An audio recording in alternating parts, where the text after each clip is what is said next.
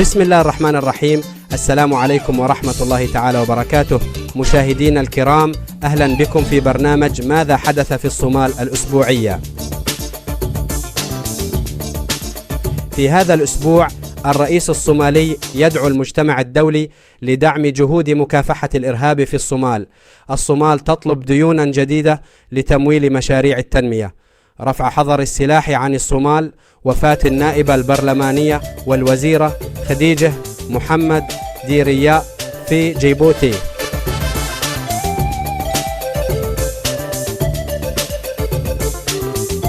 تفاصيل الأخبار.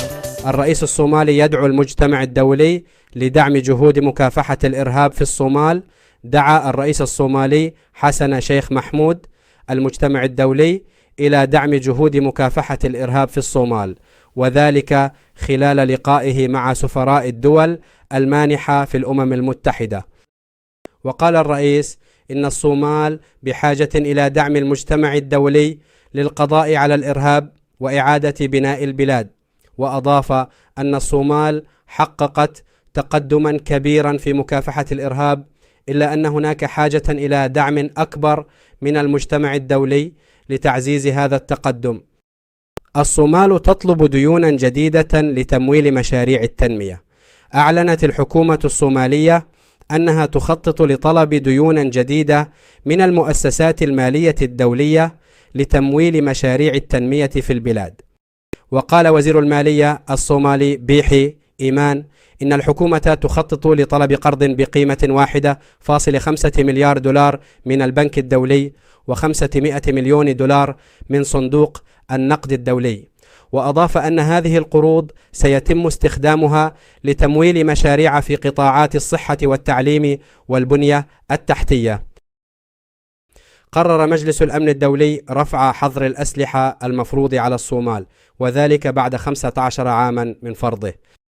وجاء قرار رفع الحظر بعد أن تعهدت الحكومة الصومالية باحترام حقوق الإنسان والقانون الدولي الإنساني. واعتبرت الحكومة الصومالية قرار رفع الحظر بمثابة اعتراف دولي بجهودها في مكافحة الإرهاب وبناء السلام. من جهة أخرى، قال عبد الرحمن عبد الشكور، أعلنت الحكومة الصومالية نيتها الحصول على ديون جديدة لتمويل مشاريع التنمية. ورغم ذلك أثارت هذه الخطوة تساؤلات حول إدارة تلك الأموال في ظل التحديات الكبيرة التي تواجه البلاد، من بينها الفقر المدقع وانتشار الفساد المستشري وعدم الاستقرار الأمني. وفقا لتقرير منظمة الشفافية الدولية لعام 2023، يتصدر الصومال قائمة الدول الأكثر تفشيا للفساد، حيث جاءت في المرتبة 180 من بين 180 دولة.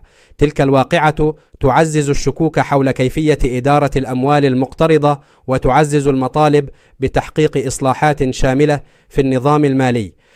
المحللون أوضحوا أمثلة على الفساد، مثل شراء المسؤولين لسيارات فارهة وتخصيص عقود حكومية لشركات يملكها مسؤولون، مما يبرز الحاجة الملحة للمسؤولية المشتركة بين الحكومة والشعب لضمان استخدام الأموال بشفافية. توصيات خبراء الاقتصاد تشمل إجراء إصلاحات جذرية في النظام المالي لمنع تحويل الأموال إلى الخارج، وإنشاء هيئة رقابية مستقلة لمكافحة الفساد، بالإضافة إلى مشاركة فعالة للمجتمع المدني في مراقبة استخدام الدين، وإشراف دائم من البنك الدولي على هذه الديون. في الختام، تعبر قناة بندر ميديا عن ضرورة تكامل الجهود بين الحكومة والمجتمع الدولي لضمان استخدام الديون في مشاريع تنموية تعود بالنفع على الشعب الصومالي، محذرين من أن إهمال هذه الجهود قد ينجر عنه اندساس الأموال في جيوب المسؤولين دون فائدة واضحة للمجتمع.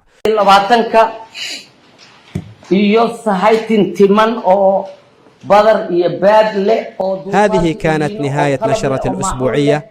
تقرير عن النائبة والوزيرة الراحلة خديجة محمد ديرية حاشي.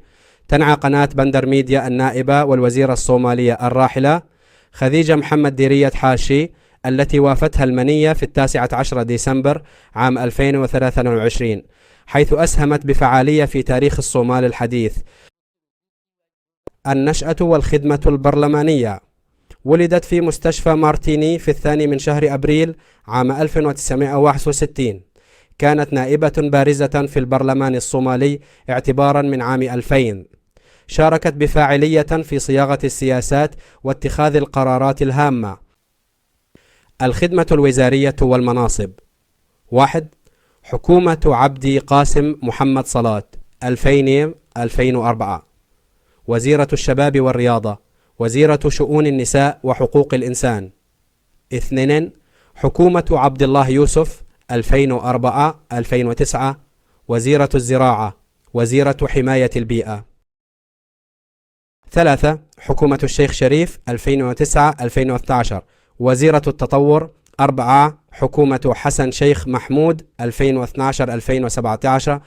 وزيرة الإغاثة والطوارئ، نائب رئيس الوزراء. 5. حكومة محمد عبد الله فرماجو 2017-2020. وزيرة الشباب والرياضة، تقلدت مناصب وزارية ذات تأثير في الحكومة. 6.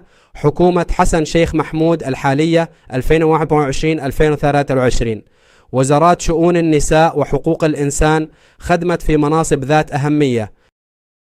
التنقل بين الحكومات: بدأت خدمتها في حكومة عبد قاسم محمد صلاة، واستمرت في تقديم إسهاماتها عبر حكومات متعاقبة. شاركت بنجاح في العديد من المناصب الوزارية والبرلمانية في هذه الفترة. الرحيل والإرث: انتقلت إلى رحمة الله في 19 ديسمبر عام 2023 في جيبوتي. خلفت الفقيدة إرثا حافلا من الخدمة الوطنية والإسهامات الحكومية. رحم الله الفقيدة، وألهم أسرتها وأحبائها الصبر والسلوان. إنا لله وإنا إليه راجعون. أخوكم محمد حاجي أمين من قناة بندر ميديا يقول لكم: دمتم في رعاية الله، والسلام عليكم ورحمة الله تعالى وبركاته.